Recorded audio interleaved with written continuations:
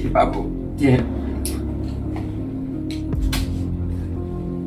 Tapos yung dalawang bodyguard niya, dalawang babae, isang lalaki.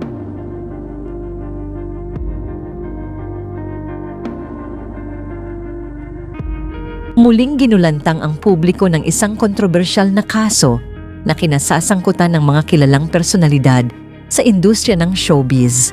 Matapos magsampa ng reklamo, si alias Totoy, isang driver, laban kina Michelle D., Rian Ramos, Samantha Panlilio, dalawang bodyguard at maging sa dalawang miyembro ng PNP.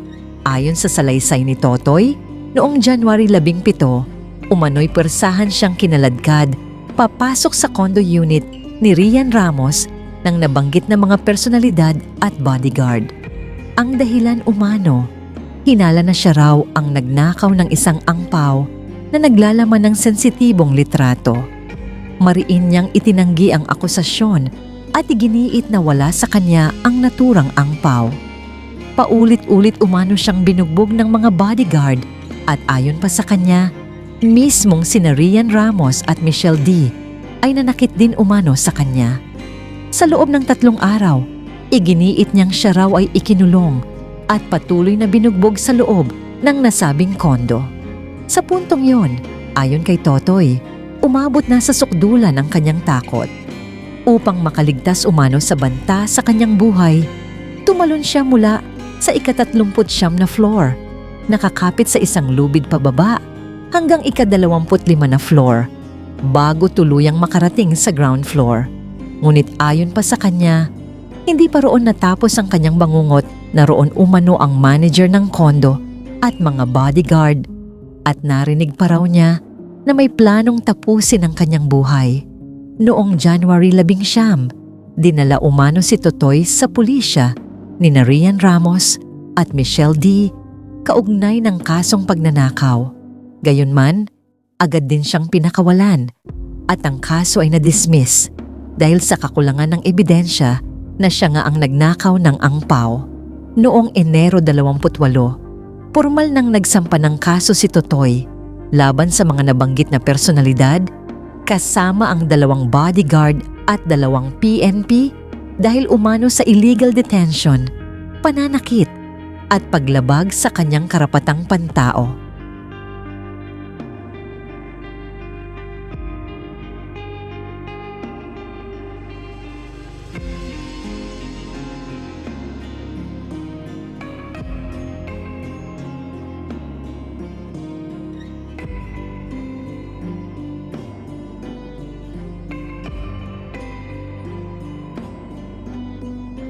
Hindi rin nanahimik ang kampo ng mga celebrity. Sa isang opisyal na pahayag na ipinadala ng kanilang legal counsel na si Attorney Maggie Abraham Garduc sa The Philippine Star, mariin nilang itinanggi ang mga paratang. Ayon sa kanilang panig, wala pa silang natatanggap na kopya ng reklamo mula sa NBSORA at sasagot lamang sila kapag ito ay opisyal nang naipadala. Walang naganap na illegal detention at iginiit na si Totoy ay lehitimong residente ng kondo bilang driver ni Rian Ramos. Ang huling insidente umano ay nang magsampa si Michelle D. ng kasong qualified theft, kung saan umamin umano si Totoy at ibinalik ang ilang bagay. Ayon sa kanila, walang malinaw na dahilan ang kasalukuyang reklamo kundi isang leverage at vindictive suit laban sa naunang kasong isinampa. Tanong ng publiko, sino ang nagsasabi ng totoo? Sa gitna ng 2 magkasalungat na bersyon, isang tanong ang nangingibabaw. Biktima ba si Totoy ng pang-aabuso ng makapangyarihan o isa itong ganti laban sa naunang kaso ng pagnanakaw?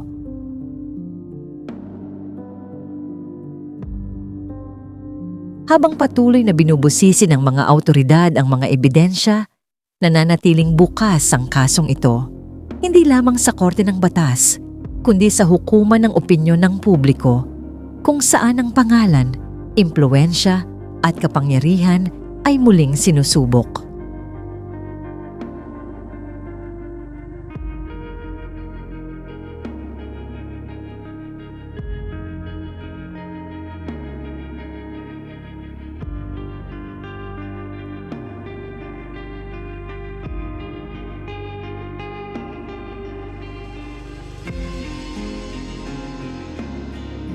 Sa iyo ba talaga? Sabi ko, wala po sir. Sabi ko, akong hinatak ng 2 bodyguard.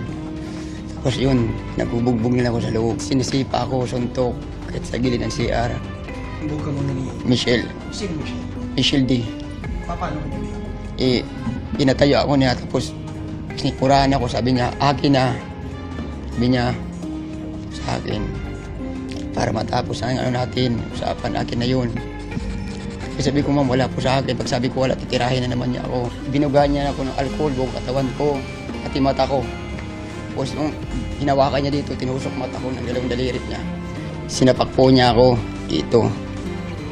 Medyo nakainom siya eh. Tapos binatukan niya ako dito, di ko mabilang, walang bisis. Tumapit sa akin si Ma'am Rian. Sabi, Ma'am Rian sa akin, bigay mo na kasi yung isa na yun. Sabi ko, ma'am, wala po. Wala akong maibigay. Sabi ko, kasi wala sa akin. May narinig ako na katapusan niya nila ako. Tapusin mo sa buhay ko. Kaya tumalon ako. Sa 39th floor. Nung pagtalong ko, pag-live ko ng 39th floor sa bintana sa kusina, basta nag-dive lang ako. 25th floor, sabi ng guard. Opo, may nawakan po ako na lubid. Nung nakawag po ko sa lubid, bukas pa yung 25th floor, nakapasok po ko sa may kwarto, may kusina ng mga babae. Parang kwarto siya. Doon ako dumaan. At po pagbaba ko, mayroon na po nakabang doon ano, kung OIC. Tapos yung bodyguard niya. Yung dinampot ulit ako, inakit ako sa taas ulit. Laging bukuan mo kamay mo. Hinanyang ko sir yung kamay ko.